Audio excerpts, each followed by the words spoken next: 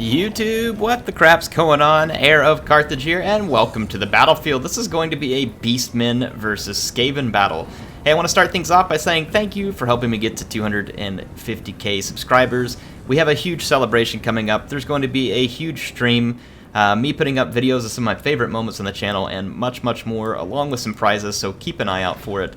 But let's jump into the action for now. So this Beastmen army here is going to have a couple of Ungor Raiders, the Korok's Man-Rippers for some anti-large, as well as the Destroyers of the Drakkwald. Up front is going to be some Gore Herd mixed with Ungor Spears. There is a Minotaur with Great Weapon, Morgr the Shadow Gave, some Piglet Herds out on the flanks, as well as some Centaurs with Great Weapons. And then for the Skaven, quite a bit of Skaven Slave and Clan Rat chaff surrounding a couple of Warlock Jezzails with Lord Skrolk. Mr. Yes, I was good before Ikit came to the game. Yes, he is. A couple of Hell Pit Abominations and a couple of Rat Ogres. So, 2 Hell Pit Abominations, going to be a lot of large for the Beastmen to deal with. They do have the Korok's Man-Rippers and the Minotaurs with great weapons, but the Minotaurs are getting absolutely flattened by Warlock Jezzails. These guys are a prime target for Jezzails, and they don't have a shield. They're just going to absolutely eat it at range, and there's very little the Beastmen can do other than keep those units out of range, which is considerable for a Warlock Jezzail. Quite considerable. You can kind of see the edge of their range. It's way back here. Now, let's take a look at some of the action. The Hell Pit Abomination gets involved right away. We're going to see a Manticore summon from the Bray Shaman, Allure of Beast. And then Korok's Man-Rippers is going to find themselves right where they want to be, which is destroying this gosh-awful Skaven Abomination. It's like half machine, half Warlock, and a touch of whatever else. It's just gross. Anyway, here's going to be the Razor Gore Herds, and just look at how hard these Centaurs with great weapons hit, just slicing their way through these Rat Ogres who are going down quickly, and you're going to see a lot of units just plowing in here for the Beastmen, looking for that classic quick knockout that they like. But part of what's going to be challenging in this quick knockout is Skrolk. The guy's tough as nails, and he has the Liber Bubonicus and the Rod of Corruption. He can deal massive damage to a key enemy infantry unit, and he can do a lot of damage to a key single combatant, and he's not very easily killed. You have to get him in a perfect situation to get him killed. You can see here he's going to be kind of running away. Meanwhile, on the left flank for the Beastmen, the Skaven have smashed through it with the terror of the Hell Pit Abomination. And look at this summon here. A summoned Plague Monk right on top of the archers and immediately picking up 57 kills out of a summon unit and right into another one. So a beautiful summon by Skrolk there. And we're going to see Skrolk continue to be a huge factor in this battle, as the Beastmen can't seem to pin him down. Maybe if they would have been able to get a couple of Centaurs with great weapons onto him, they could likely cut him down quickly. There are just a lot of Skaven units around. Now over here, this Hell Pit Abomination gets absolutely shut down by the Man-Rippers. I don't know why they're called Man-Rippers, because they're really Beast Rippers, but I don't think you want to be a Beastman called a Beast Ripper. They like ripping apart men, I guess. In any case, see some Chaos Spawn that have been summoned up from Morgr, Mr. the Shadow Gave. And some of these Chaos Spawn are shredding their way through some Skaven chaff there with 53 kills very, very quickly. The Centaurs with great weapons kind of go silent for a moment, and it is not good. This is a big mistake. These guys need to plow through here, get over here and get these Jezzails, and then finish off Skrolk. They are badly needed to do so, as you can see that the power bar relatively even right now.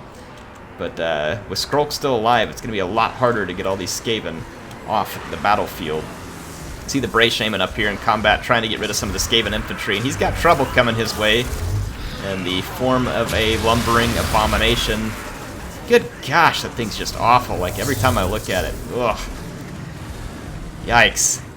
CA did such a good job with the unit model. Just a game, and it disgusts me. Both Chaos Spawns have now run out of time as a summon. As you all know, the summons are on a timer. The archers did manage to survive the summoned Plague Monk, but that Plague Monk got some serious work done. The Warlock Jezzails, because they weren't finished by the Centaurs earlier, just managed to kill another unit, and there's a lot of Clan Rats back here. And we're still not seeing the effort needed to take out Skrolk, and now Skrolk has the protection of a Hell Pit Abomination, so I like how that Centaur was called off. There's another summon coming up. It's another Plague Monk. So Skrolk has just been an absolute beast in this, a rat beast, getting a Plague Monk summoned up right where it is needed, and that is going to be a pain in the butt type of unit. And here comes Skrolk. Speak of the little rat devil.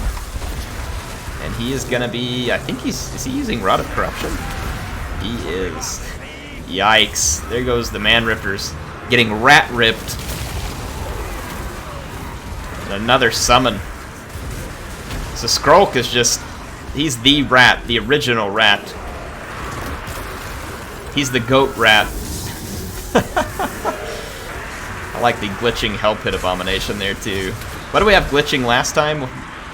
Was it a Carnosaur? I don't know what's going on with some of these weird glitches. Anyway, Morgur is done for. He's out of his league up against that thing, and you can see that Skrolk's charge into battle using the Rod of Corruption, getting those summons. GG. Beastmen couldn't take it. It was a very close fight up to that point, but I think the Centaurs with great weapons, had they been able to get over there and get a hold of Skrolk, there was a moment where he was vulnerable, and Centaurs with great weapons likely could have cut through Skrolk pretty quickly if they could get to him, pin him down, and give him a solid thrashing, which they likely would have. They are very high damage dealing units.